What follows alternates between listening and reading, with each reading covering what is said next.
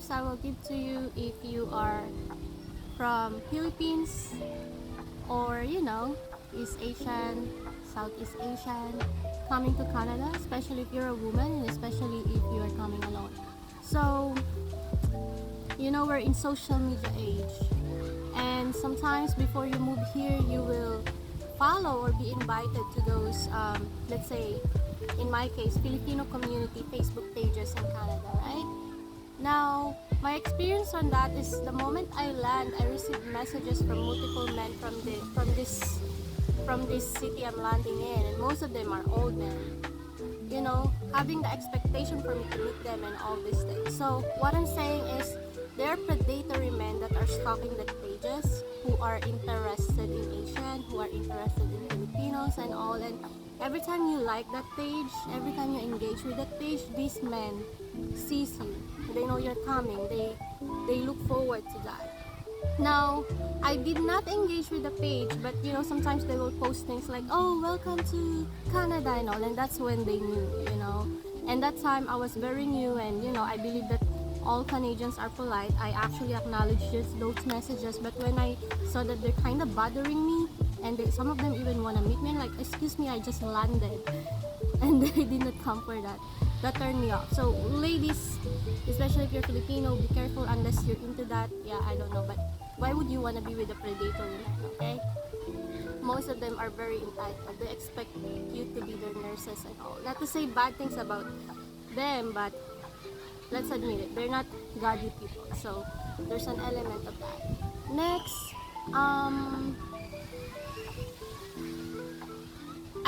I really had a lot of problems with predatory behavior I received from men here.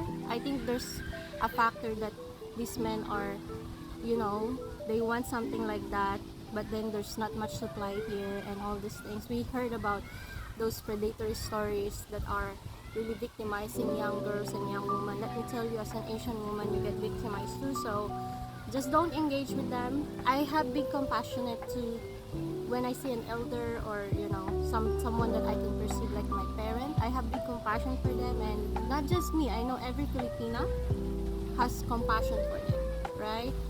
But your compassion is taken the wrong way, and it took me such a long time to realize that they take it the wrong way, and suddenly they don't behave appropriately, and it just made it so awkward for you.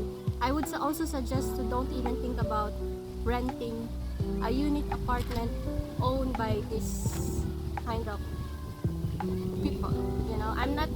I'm not sure if there's women like that, but just it's best to invest in your own place, where no one can disturb you, no one can harass you, no one can kind of corner you, and it's as my experience with God is very faithful. God does want us to flee temptation. God does want us to flee any scenario that can put us in danger. You'll be okay. If you haven't watched my story about how I moved from a $300 apartment to a $1,000 apartment with just $4 increase in my salary, watch that. You'll see God's faithfulness. God cares about His daughter. You don't need to put yourself in a position where you're so desperate you put yourself in danger. What else? Yeah, so there was one instance where I was having grocery. That time I don't have a car. I was walking and I was stopped by this guy driving a truck, and I thought he was very nice. So the moment I ride, and he dropped me off my place, he suddenly asking for some inappropriate things, and thanks God though I managed to escape from him, and he did not kind of lock me in and just take me away. But just don't put your trust in them. Don't put your trust in them. I would suggest don't even engage, unless that's your line of work. I'm a Christian, and I do believe in evangelizing and sharing the gospel, but at the moment I really stopped engaging with men, especially if I'm gonna do it alone. It's just because I realized that I'm not just dealing with some people that needs to know Jesus. I'm dealing with a lot. There's a lot of people here with mental health problems, with that kind of predatory sense. I think those people don't need my evangelism. I think they needed someone that can handle them mentally, conversation wise, and by strength. So I kind of stopped, and I also stopped showing my care. If I see an elder, you know, before I would run right away and like, hey, do you need help, like that. Before I had a neighbor who live alone, and I feel like bad for him. So when I cook a lot, I will give him some. I stopped doing that just because I learned that I don't want to invite this attention to me. I evangelized to another guy, and suddenly he want to leave his wife for me. So I'm like, I don't want to invite that anymore. So I overall stopped talking to men, you know. So I suggest that you do that too. It's just very predatory, and you just wait for your own husband. There's some things that a woman should not need to do. They're not our. We can pray for them, but it's not our problem, you know.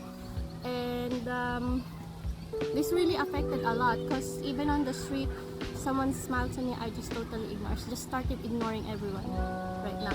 So be careful with that. We're gonna move on. It's good that I address that, because no one will tell you. I don't want you to get to this point where you apply our hospitality and just to find yourself victimized with some traumatic gesture. You know, don't do that. Cars, yeah. When I first came here, I first got a Honda Civic car. Actually, I had a car before that, but it broke down right away because it's like 12 years old. So anyway, a Honda Civic. And you know, I don't know why they don't say this. I don't know why no one like kinda knock me out and say, why would you get a small car? The snow here is bad. So I got a small car, and during winter I really had a hard time driving it. So don't get a car with just front wheel drive. Get an all wheel drive.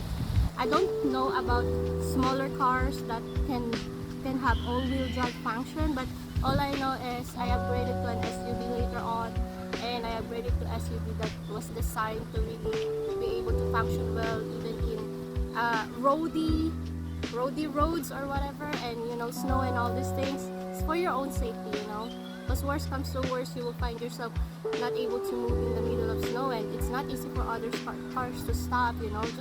Just avoid yourself the financial hassle and the possible accident, okay?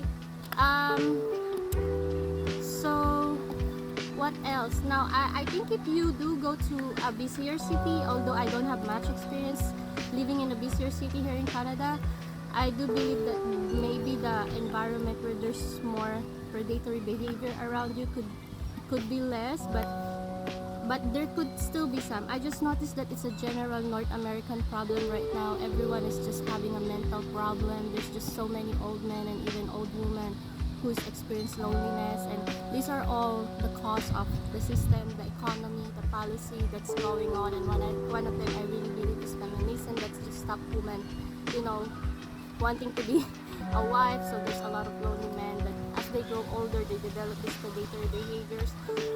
And just the winter and just the idea that they have no place to escape, you know, like most of us. One thing that I would suggest, if you're Asian, if you were blessed with a place to go back to, don't sell everything that you have in Asia. Ensure at the moment, in this current economy we have something that you can go back to. You have a house, have something that you can go back to, because believe me, this is not the place where you would want to retire, and it will be, unless you're a doctor or something, it will be hard for you to really just find yourself here fully settled.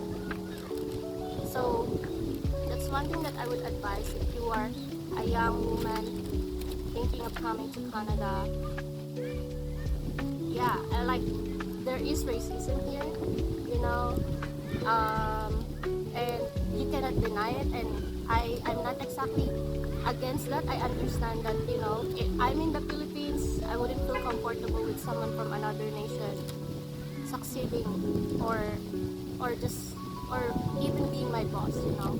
There is a human nature, so I do understand in here that probably you might experience racism if you're a bit successful, if you're a bit happier than the others. So you know, you just need to choose your friend.